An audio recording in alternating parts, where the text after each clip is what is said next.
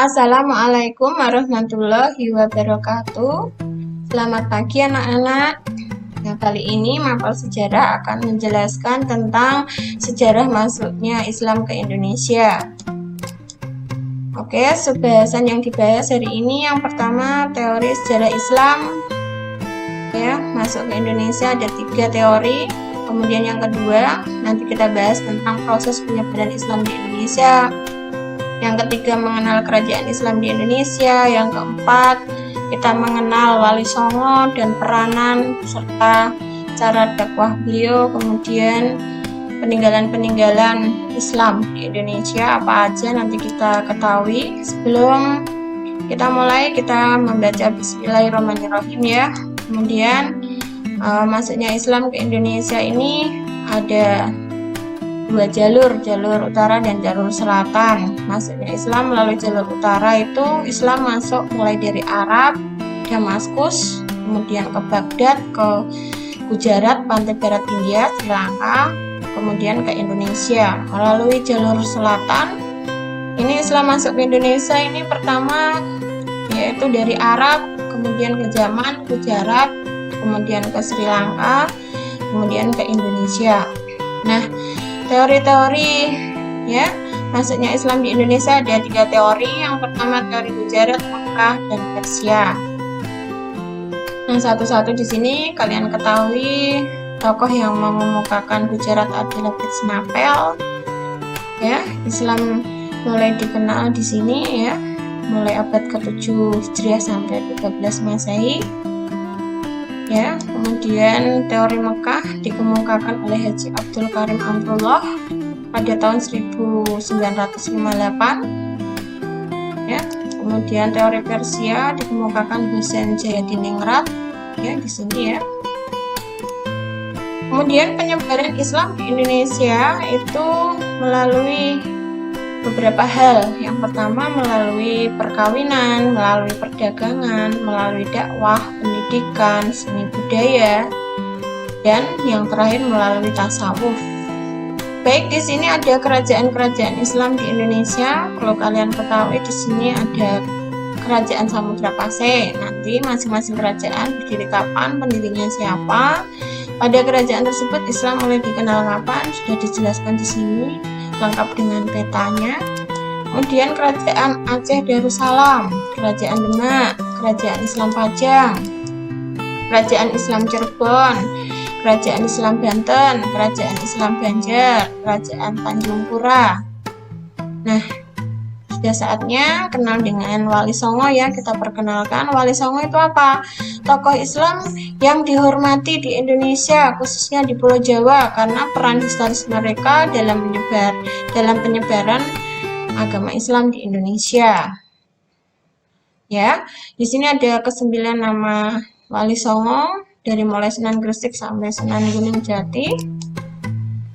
Terus metode dakwah beliau di sini Sunan Gresik ya, yaitu beliau berdakwah dengan menggunakan bahasa lembut, ramah tamah ya, berakhlak tinggi ya.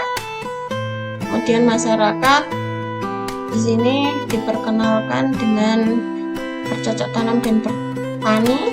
Kemudian Sunan Ampel, cara dakwah beliau yaitu dikenalkan dengan istilah moh-limo, tidak mengerjakan akan 5 hal yang tercela. Yang pertama moh main, tidak berjudi. Yang kedua moh ngombe, tidak mabuk-mabukan. Yang ketiga moh maling, tidak mencuri. Yang keempat moh madat, tidak menghisap candu. Yang terakhir moh madon, tidak berzina. Tujuan dakwah ini adalah untuk memperbaiki moralitas masyarakat.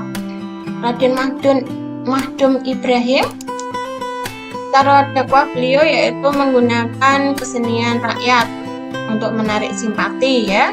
Kemudian melalui wayang, gamelan, dan melalui tembang tombok ati. Ini Sunan Derajat, cara dakwah beliau adalah mengajarkan tauhid, akidah ya, menciptakan suluk petua juga yang berisikan berilah tongkat pada si buta, berilah makan pada yang lapar, berilah pakaian pada yang telanjang ya. Sunan Kudus, Cara dakwah beliau, metodenya ada al-hikmah, kebijaksanaan, al-mau'izah al-hasanah, nasihat yang baik, al-mujadalah billati hiya ahsan, berbantah-bantah dengan jalan yang sebaik-baiknya.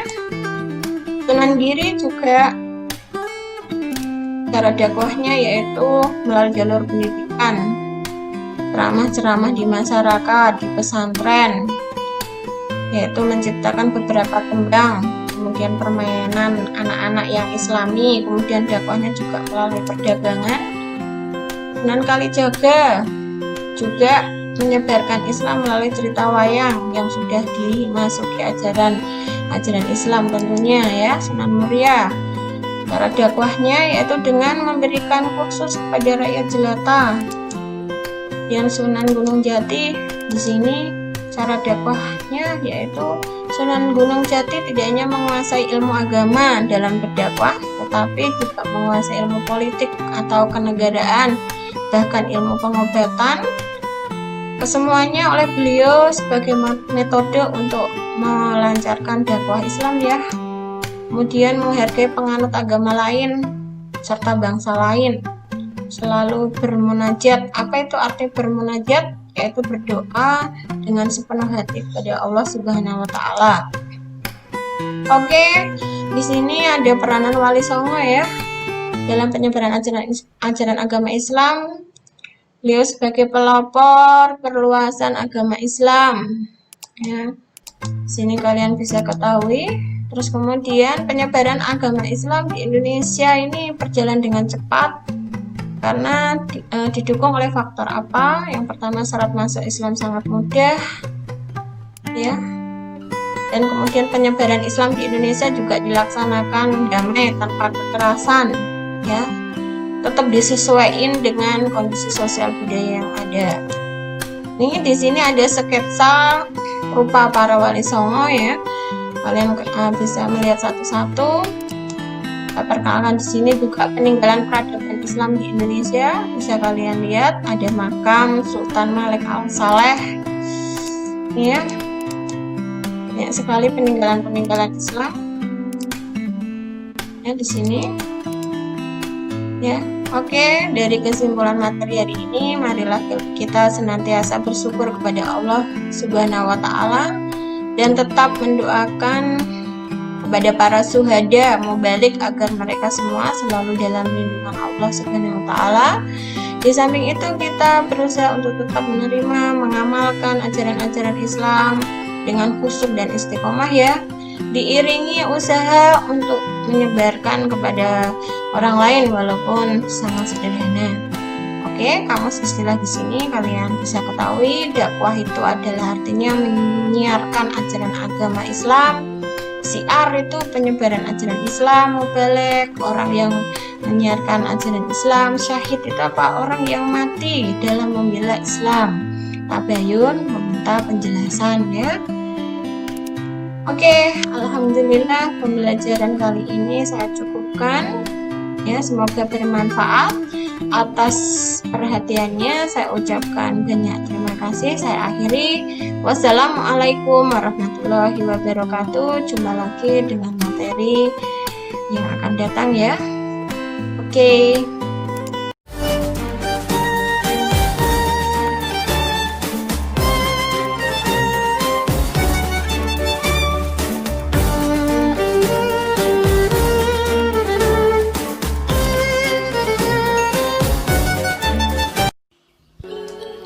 Sejarah masuknya Islam ke Indonesia.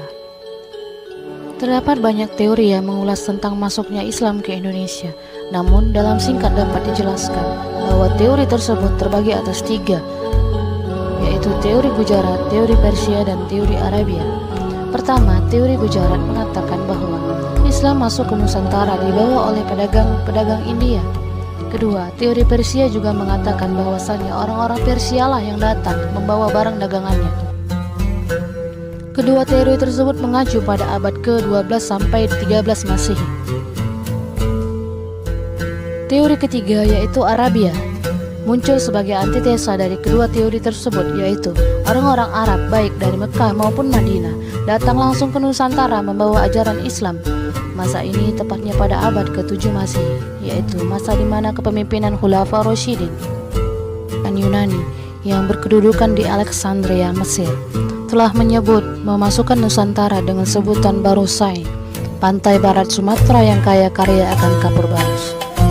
Di antara ketiga teori tersebut terdapat pula metode penyebaran Islam di Nusantara. Metode tersebut dipakai untuk bagaimana caranya agar Islam mampu dan mudah diterima oleh kalangan pribumi yang pada saat itu notabene masih menganut sistem kepercayaan animisme dan dinamisme.